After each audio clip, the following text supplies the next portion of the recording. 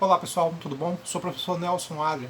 Eu vim aqui falar rapidamente sobre o sociólogo francês Pierre Bourdieu e o seu conceito de violência simbólica. Nesse caso, estamos falando aqui de um conceito que naturaliza o grotesco o absurdo. A violência simbólica é uma violência vista como normal, como natural, seria mais ou menos isso. É algo que está estruturado dentro da sociedade e que as pessoas muitas vezes não percebem. A gente pode incluir aí o machismo, a gente pode incluir aí o racismo, a homofobia, tá? A intolerância religiosa. Tá? São todos, na verdade, conceitos, ideias ligados a uma violência simbólica, né? De naturalizar o grotesco, de entender que a pobreza é uma coisa normal, que naturalmente alguns vão superar os outros por uma questão de habilidade ou capacidade, quando muitas vezes a gente sabe que existem pessoas que conseguem algumas coisas porque na verdade tem muito mais recursos materiais, econômicos do que outras. Então a gente tem que entender, na verdade, que ao falar de dentro de um contexto, dentro de um modelo social, muitas vezes situações, problemas, aspectos ligados à intolerância, aspectos ligados ao preconceito, à discriminação, podem ser vistos como normais. Existe um conceito chamado de racismo estrutural, que é a naturalização dessa prática, né? Ou entender como normal. O Pierre Bourdieu, no caso, ele avalia a violência simbólica como talvez a pior forma, a pior prática que existe. Porque agredir alguém, usar uma ação, uma agressão verbal contra alguém, é, é comum a gente perceber esse tipo de coisa, a gente entender como algo ruim, negativo, e a gente até censurar esse tipo de coisa. É complicado quando as pessoas elas percebem uma ação violenta e elas apoiam essa ação violenta. Elas verificam a agressão verbal, física de alguém e entendem aquilo como normal. Então, durante muito tempo, a gente verificou isso, principalmente na questão do machismo. Né? A gente vive, por exemplo, num país em que as pesquisas mostram que 40% dos homens aqui no Brasil entendem que é normal bater em mulher, que a mulher tem que ser submissa ao homem, sabe?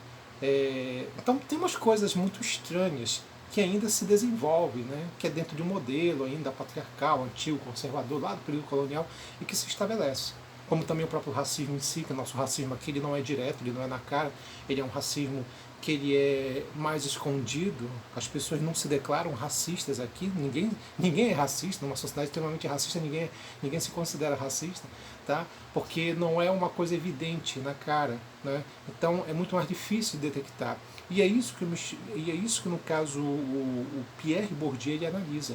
Ele foca muito essa questão de como a violência ela pode ser naturalizada, aceita.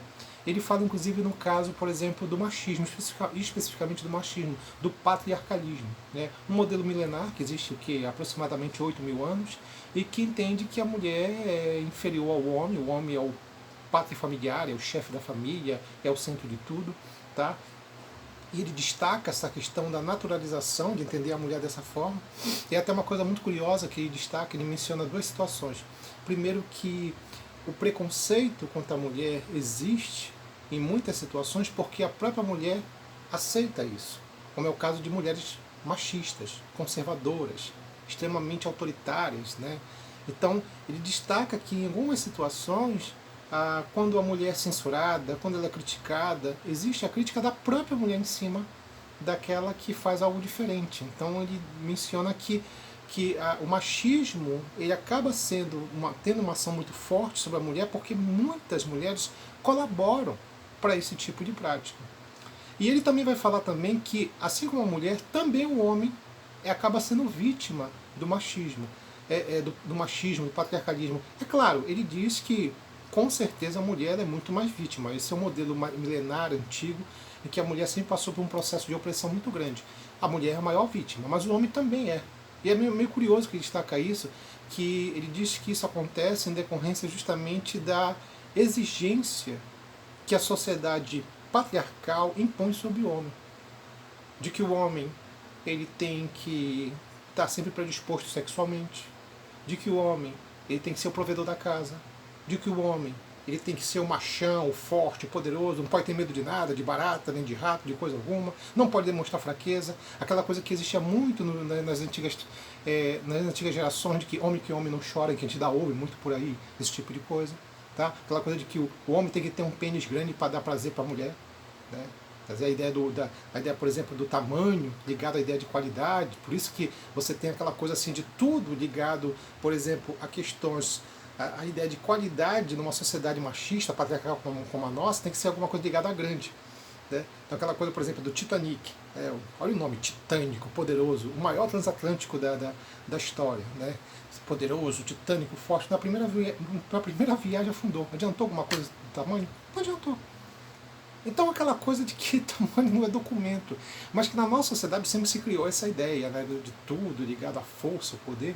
Então ele destaca, né, que a mulher ela acaba sendo vítima do machismo porque algumas mulheres elas acabam colaborando para isso. Quer dizer, a ideia de que a própria vítima do processo ela colabora também para a opressão. E do outro lado, ele destaca que o caso de que os homens acabam sendo vítimas, claro que de um modelo menor em comparação à mulher, mas ele diz que o homem também é vítima, porque existe aquela coisa de que o homem ele tem que ser o machão, o poderoso, o provedor da casa, né? O cara que pode tudo, encara tudo, não pode demonstrar fraqueza, que essa coisa de isso não é uma coisa legal. Quer dizer, ele tenta demonstrar que o patriarcalismo ele vive dos extremos.